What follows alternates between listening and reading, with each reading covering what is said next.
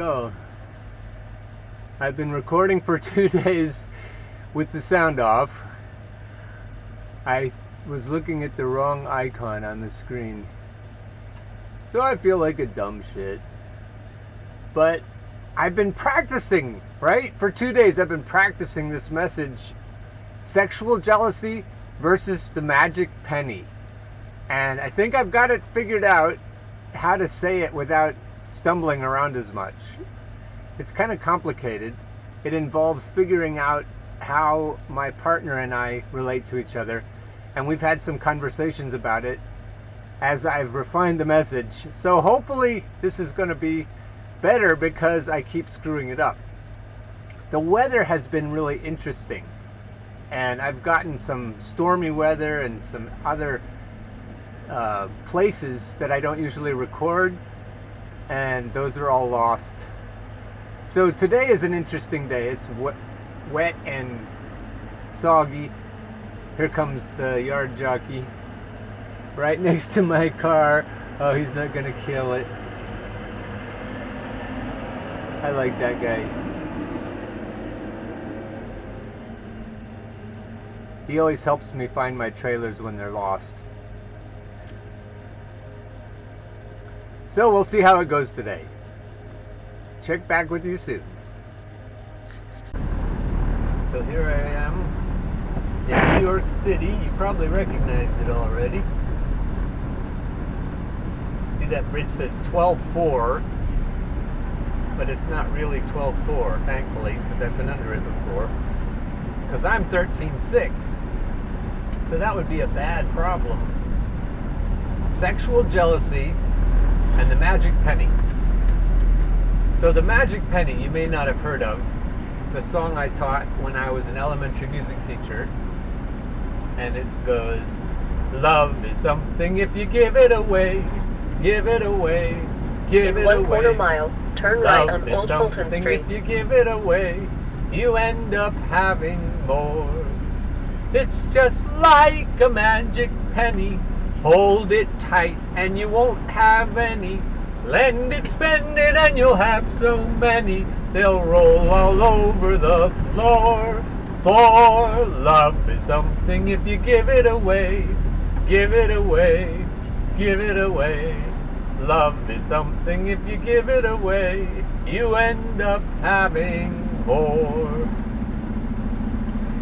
So if there is any substance in the world that you get more of by giving it away, I'm not sure what it is, unless it's sexual energy, which is probably similar if we don't have all the hang-ups about it. So you have sexual energy that's abundant, limitless,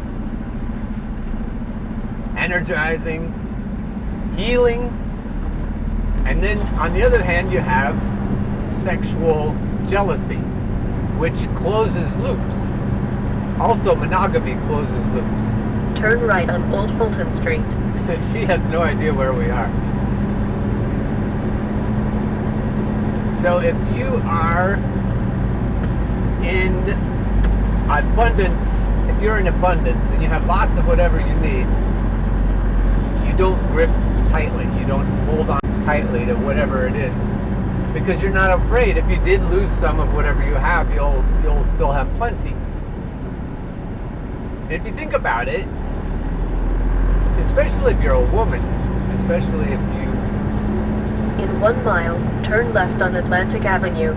If you're in reasonably good health, and your estrogen levels and everything are in normal parameters, there really isn't a limit to you in terms of sexual energy, or at least only limited by your physical energy and vitality. And young men are like that, I've heard, or if I could remember that far ago. And so if you're thinking about abundance, and there's plenty of something that a lot of people really wish they had more of, then there's a problem with the universe. The universe right now is kind of in a closed system. I said all this yesterday and the day before, so I've had some practice figuring out how to say it. I feel as though the universe is trying to achieve escape velocity. I feel like we've been here before. I think we're infinite beings. I think we've been collectively at the place we are now, and every time we get to this place, gravity pulls us and we can't achieve escape velocity, and we just keep repeating ourselves. So if the universe is going to get somewhere it hasn't been before, I think it needs to change up what's going on. I think we all collectively need to change things up. I believe in Jung's collective unconscious. I believe we're telepathically connected. I believe that in our dreams we can visit each other, and some of you may have done that. I have. There's a car right over here on the right, and it thinks it ought to be able to squeeze in here. The other cars are staying back. So if you are woo-woo enough, you can think about the universe that way, that we are connected, and if we rise, if enough of us rise, it lifts everybody. And I think we're ready. I think we're poised. We've hindered women for at least the last 10,000 years, and I mentioned that in a different episode, since the advent of agriculture. I think monogamy, pair bonding was always a thing, but I don't think the tight rules about monogamy happened much before the Abrahamic faith started, which was right to I-278 West. Coincidentally about when agriculture started. So we've got these religions and we've got these rules about monogamy, about marriage, and it's a double standard. So women have more restrictions than men do, and that energy, the energy that is repressed that way, suppressed, could be going to all kinds of good things. And so I think we have to figure that out. Crash reported ahead. Crash reported ahead. That's always good news. In 1 mile, keep right to I-278 West. Look at the traffic on the other side.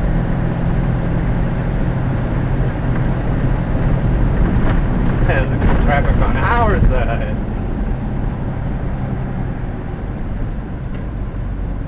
Oh boy.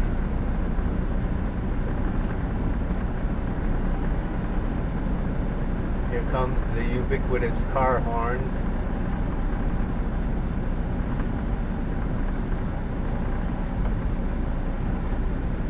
So my partner and I were talking about this, and we think collectively opening up relationships would be helpful, but we all, for everybody, and for women especially, we also benefit as individual couples and quads and whatever other configuration you have.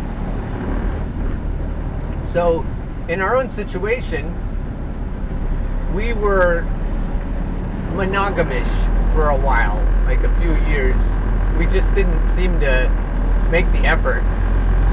And so when couples are monogamous or monogamish, they can get complacent. They can gain weight. They can not work on their appearance as much. The energy to do things that are fun, like go out on dates or walks or whatever. After a while, you get so used to things that you get in a rut. When you're in a rut, then things aren't as satisfying or happy in your relationship. And a lot of couples have been there, monogamous or otherwise. And it isn't a magic bullet. It isn't an instant cure to open your relationship. It doesn't mean everything's going to suddenly be vital and interesting. But what we've noticed, my partner and I have noticed, is that when we have other people, whether they're other partners or just casual dating, when we have other people, we pay more attention to each other. In the primary partnership, we work more on our appearance. We might lose weight or go to the gym more. We think about what it's like to be with new people. We're aware of the new people because that's a given when you're Keep right to I-278 West. When you're encountering someone new, you pay a lot more attention Keep right to what they look like. You're getting to know them, so there's a lot more of your brain cells involved trying to get to know people. And what we've noticed is that when we pay more attention to new people, right to I-278 West, we also pay more attention to each other.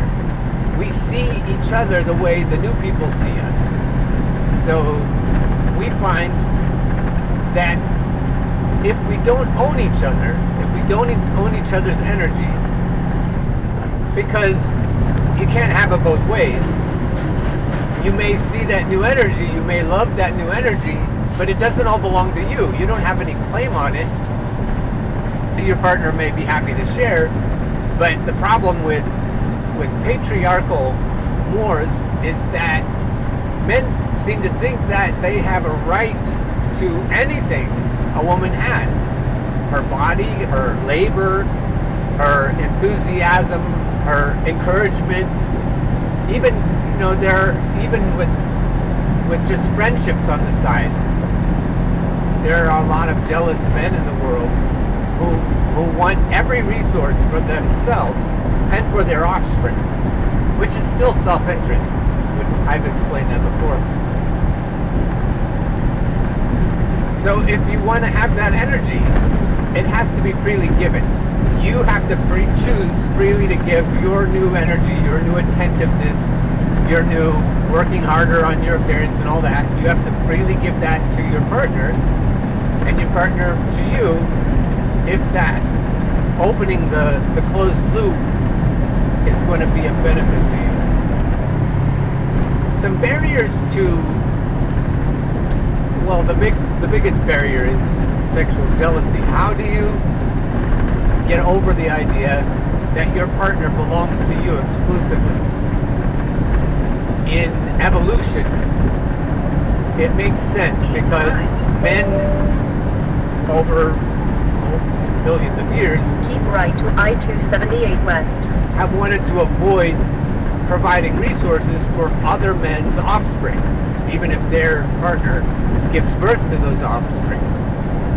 And so, and women too don't want to share their male partners, because if their male partners keep left on I-278, have sex with other females, other women, resources that man provides, including protection, will be stretched thinner.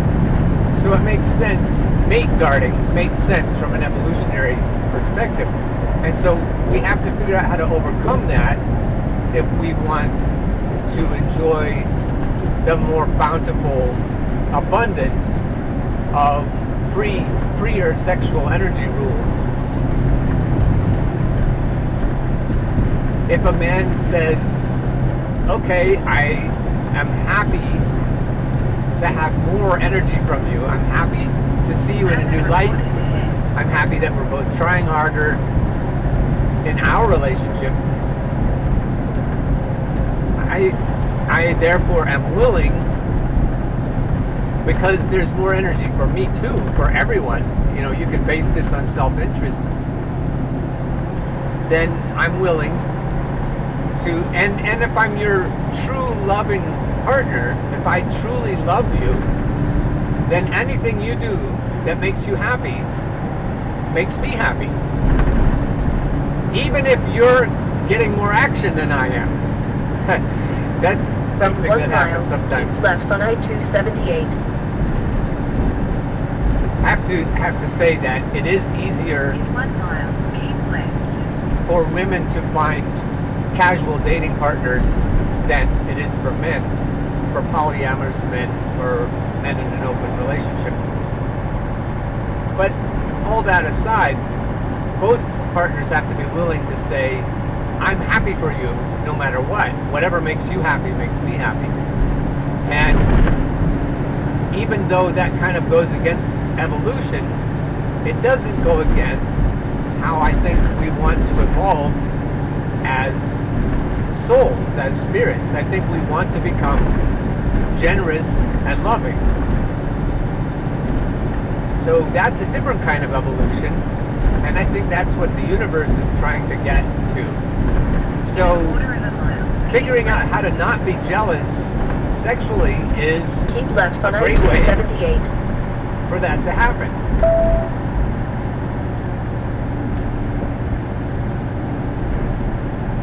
One thing that helps is to have hobbies, to have things that you like to do.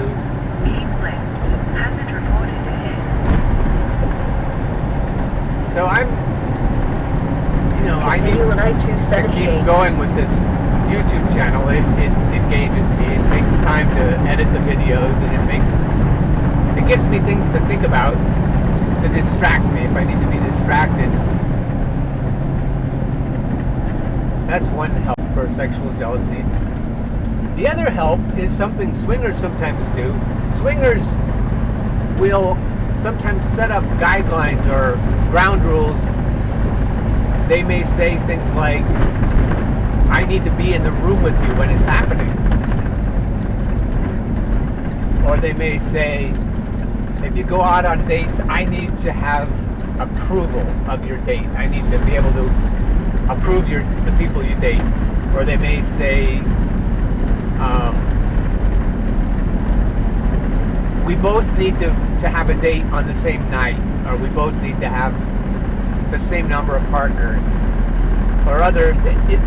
It depends, and that evolves sometimes. As you're starting a relationship, you may have a lot of rules to overcome your innate insecurity, and then as you get more comfortable and confident, you may find that the rules aren't as necessary.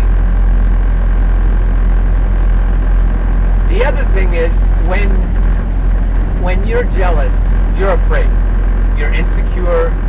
You're not sure that what you have with your partner is going to stay. You're trying to protect something that you value, and that fear of loss is what happens. So if you want to confront your own fears, the universe is very good about bringing you back again and again to whatever scares you most, and confronting you with whatever challenges you the most. And if you're the kind of person that wants to tiptoe into cold water until you get used to it, you might find that doesn't work as well. It's not as efficient, for sure. If you actually want to make progress in handling your sexual jealousy, I think you just need to wade in and bombard yourself with challenges. And the faster you get acclimated, the less pain you're going to suffer. At least in my situation, that's how I've felt. All the tiptoeing around and all the rules and all the being careful with yourself and with your partner, I think can be counterproductive. So that's another piece of advice. If you're really strongly feeling like you want to be in an open relationship and you want that extra energy to happen, I feel like it's something that's trying to happen in the world. Gay marriage happened in my lifetime. I've seen people much more accepting of gay marriage and gay partnerships. And transgender rights are coming along now.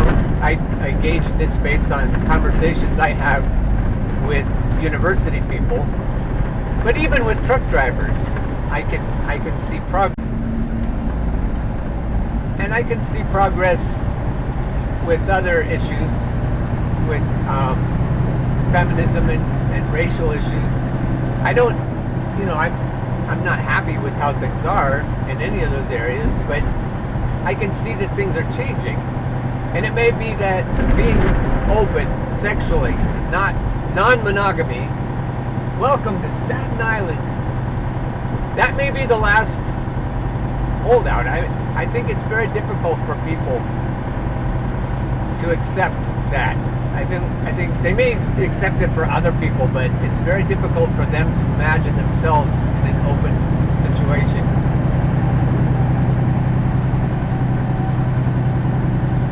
There are arguments about the social fabric and how families work. And I think that in my own mind, all of those arguments have been answered. I can see how children would benefit more than they would be harmed by polyamorous relationships. I think because it would add how many adults are in their lives. If you have the more loving, caring adults you have, the faster you learn languages, the more powerfully affirmed you are if you have adults who know what they're doing. More people to take kids to ballet lessons and taekwondo.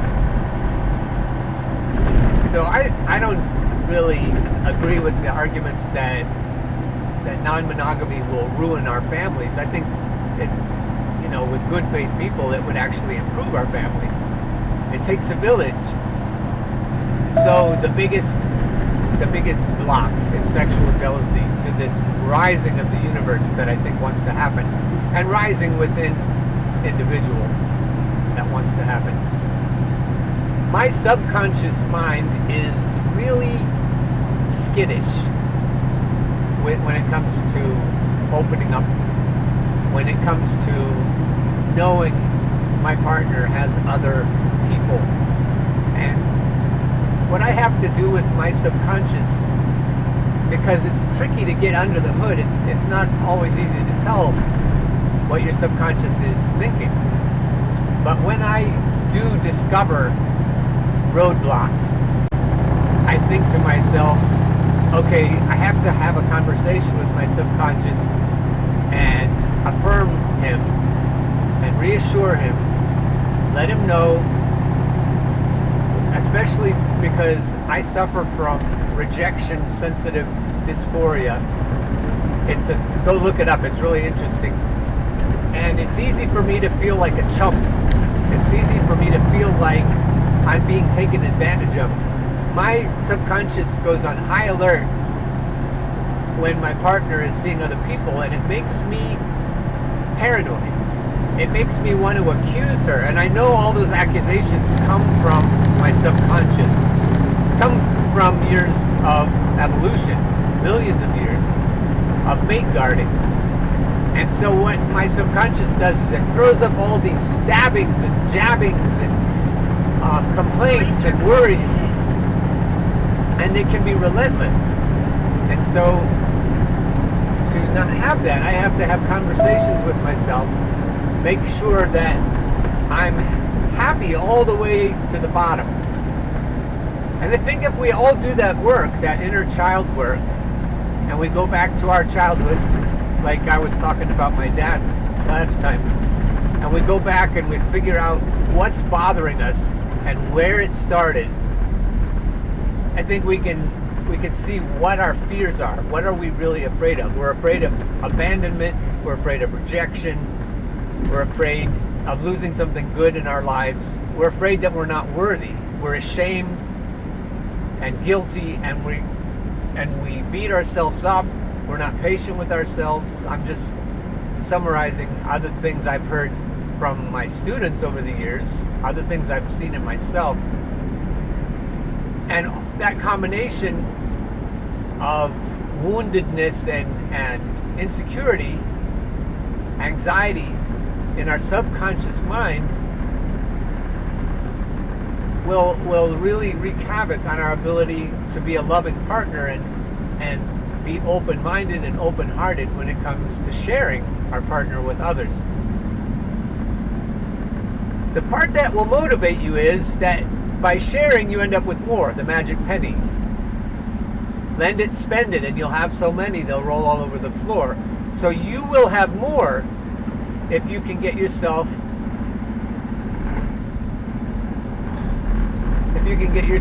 to agree with your subconscious. If you can get all of your levels and layers aligned, you'll say, well, this is great. I have so much more abundance now in my life. I have more from my other partners, and I have, more importantly to me, I have more of my partner. We have a more vital, interesting connection. And that, to me, is the reason. Just speaking for myself, that is the main reason for me to want to be open. And my partner has said things like, when she was starting out, because I came into the relationship wanting to be open and she wasn't sure. And so at the beginning, we had this different dynamic. But as time went on, and she's younger than I am, I think that makes a difference. As time went on and she got more gung-ho about it, that's when the adjustments started to happen.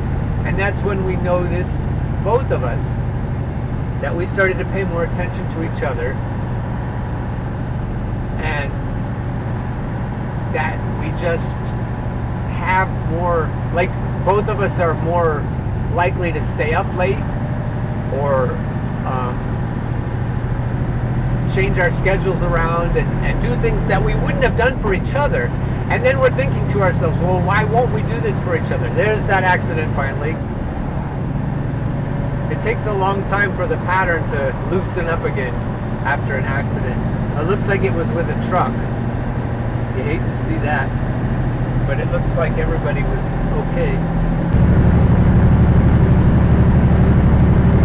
Here's another thought I had about jealousy. I think that your subconscious is more responsible for jealousy than your conscious. If you already decided logically you want to be in an open relationship. So all that programming, all those millions of years of evolution, I think that comes into play with more difficulty with your subconscious.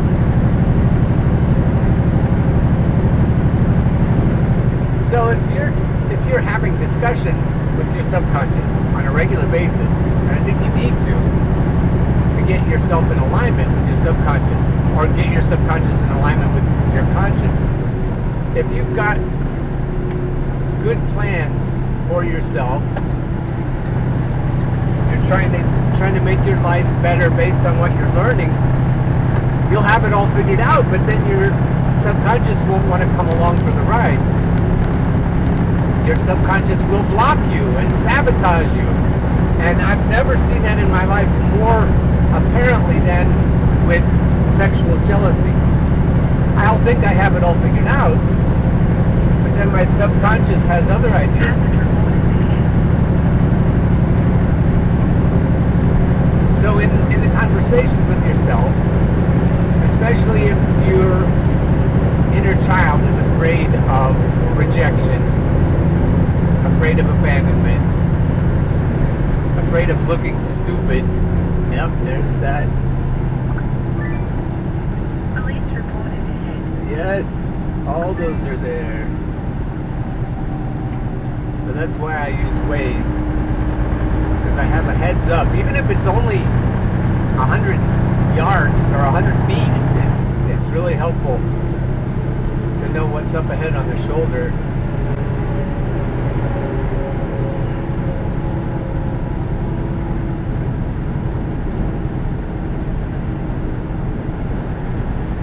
They're helping people, I hope.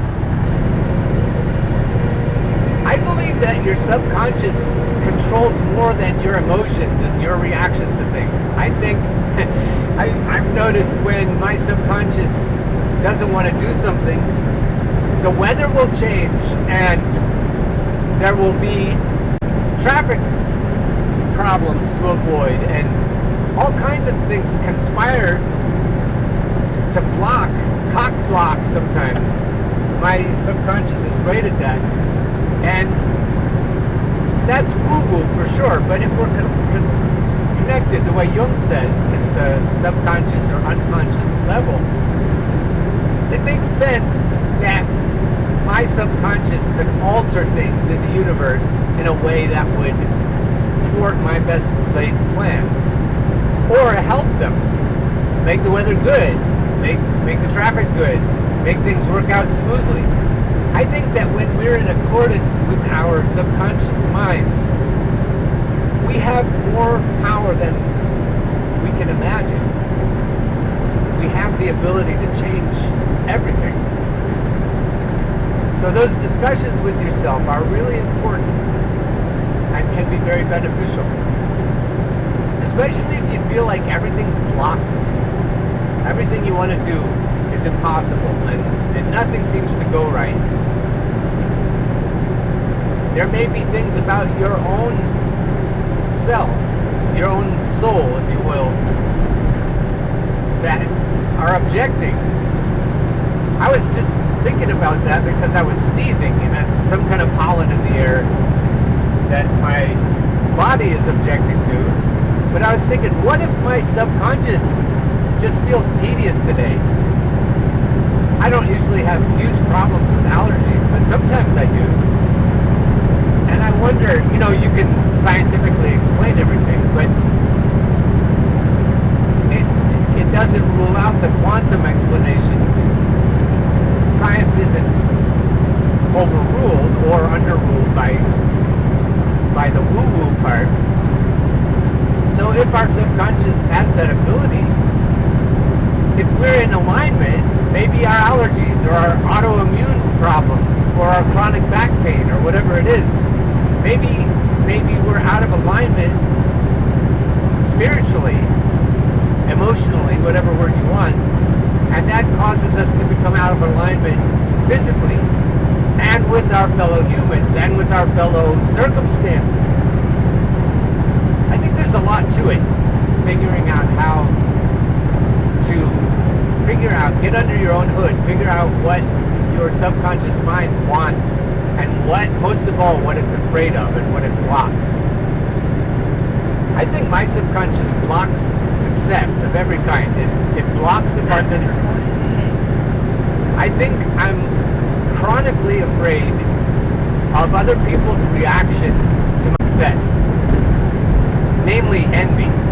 When people are envious of anything about me, I hate that dynamic, and I try to avoid it. I would rather be normal and ordinary and plain and understated. And that's weird if you know me, because that's not much like me. But I really fight with myself. And I think that in my career as a musician, I think in my career as a teacher, I think I'm upset by how I've been treated by other people. But it's probable now, I'm finally coming to this conclusion, it's probable that other people's reactions has a lot to do with my fear of their reactions, of their envy, of their reactions to my success, if that makes sense. And I'd rather not solve it by being smaller. I'd rather not solve it by accommodating other people's need, their need for me to be smaller than they are. So I'd like to have conversations with my subconscious, tell him to man up a little bit and just be who he is. Be authentic, be real. And what I've said at the beginning of this channel, that's the heart, at the very heart of being non-toxic, is being real. If you're pretending to be less than you are, to appease other people, to please them, you're not a healthy, non-toxic individual. So that's a huge issue. All these discussions we need to have with our subconscious minds. So I had a thought after I put my toys away, after I put my truck away. So what I felt compelled to say is that when your subconscious torpedoes you, it, I think, takes precedence over everything else. I think all of us have such a strong subconscious because it's connected to everything else through that channel that Carl Jung was talking about. So think back. This is what I was doing. I was thinking back over my childhood and all the times when I had a big singing performance and I got sick. And it just seemed like it was way more than coincidence. And other times when life just seemed to conspire, like everything was against me, and I was so upset, like shaking my fist at the heavens, like it was their fault. And you know, as I look at myself now, as I'm trying to get in alignment with my inner child, my subconscious mind, I feel betrayed.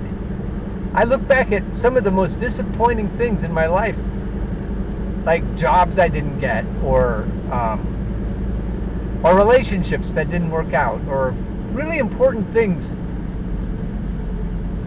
I remember trying to get the position of a resident assistant in a dorm, and I remember feeling like one of my friends torpedoed me in a conversation, and that's why I didn't get it. And it was so much easier to be upset with my friend, but I torpedoed me. And you may disagree, but as I go back and sort through, like I didn't make the basketball team when I was a senior. I was a track person and a cross-country person, and I had skipped basketball for a few years, and I tried to go back out when I was a senior, and I would have had to be on the varsity team because they wouldn't let seniors play unless they were on the varsity team. And I was so mad at Coach Heath, and I thought he was such an, and he was, but and I'm looking at my current situation at Millersville and the way I've been treated by my department chair, and I'm looking at all of these things in my life, and I'm realizing that, and this is so hard for me to face, but I think I must have sabotaged myself because of the pain that I experienced growing up. I wanted things to be safe and predictable. I didn't want to be important. I mean, that inner child didn't want to be important because it didn't want to be a target. And so the people who ridicule me and say I'm a legend in my own mind and tell me I'm not worthy and that I'm not really all that, in whatever way, that's just echoes of me, of how I feel about myself, and other people have contributed to making me feel bad about myself, but I'm the one who owned it. I'm the one who accepted it. Aaron Dowdy had a video just recently about setting boundaries with the universe. Don't let the universe treat you like shit. And I think that's a lot of it, is when you've internalized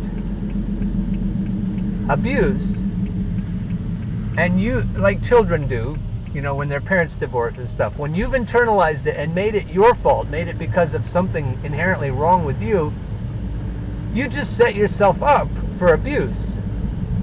And anyone or anything that's disposed, including circumstances that are disposed to flip shit at you, they're going to, because you've put yourself in a place where you have a target painted on you, and then everything just wants to hurl invective and abuse at you, and it will.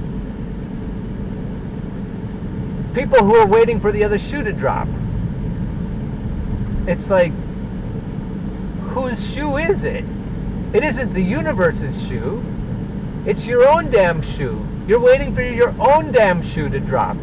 You're waiting for your deep down intentions to manifest themselves, because you've learned not to trust that anything can be good. My grandma used to say, and my partner says this too sometimes, don't get your hopes up, because then you won't be disappointed. And someone who says that doesn't rely on the universe to shit on them. They don't realize it, but they're relying on themselves. And that's where abandonment really hits hard. And so all this is hitting me, crashing down on me. And it's me. It's me. And it's, you know, it's devastating, but at the same time, there's hope, because I can get a hold of myself. I can get in touch with myself. Robert Zink talks about that a lot on his Law of Attraction Solutions website, on his YouTube channel. And it's amazing, because you really can get down under the hood and tinker and figure out what your own limiting beliefs are, and your own wounds are, and your problems that come from your childhood and other people, and you can actually fix it. You can actually get in alignment with yourself, and then you'll be in alignment with the good things instead of the bad things that the universe will bring you, because the universe will bring you whatever you ask for, whether it's positive or negative. If you're in constant battle with yourself, then the universe doesn't know what to do. But if you agree with yourself for good, not for sabotage, who knows what could happen? And if a critical mass of people in the universe figure it out, who knows what could happen? It seems like the psychopaths are running things. It doesn't seem like it. It's clearly apparent that the psychopaths are running things here. But imagine what would happen if we learned not to take shit, not only from the universe, but from our own subconscious minds. If we learned to be completely in harmony and completely in agreement with ourselves, that we're worthy, that there's nothing wrong with us, that we're not sinful or evil from birth or whatever else we're taught. If we stop accepting that bullshit and say, no, we're great, we're worthy, we just have to believe it. We have to believe in ourselves and each other. And then the tide would turn, and we would achieve that escape velocity that I was talking about earlier, and we would go to a place we've never been before. I'm so ready. I feel like I've seen this all before so many times. And it's time for something better. Now I finally know who I'm fighting with. There's no reason to be a whiny little bitch with my partner if I get my fifis hurt. It isn't my partner. I mean, my partner, your partner, everybody's partner will treat them the way they feel inside. If you get your house in order, you might end up with a new partner, but you don't have to complain and moan about the treatment you're getting from everyone else. You have to talk to yourself about the treatment you're getting.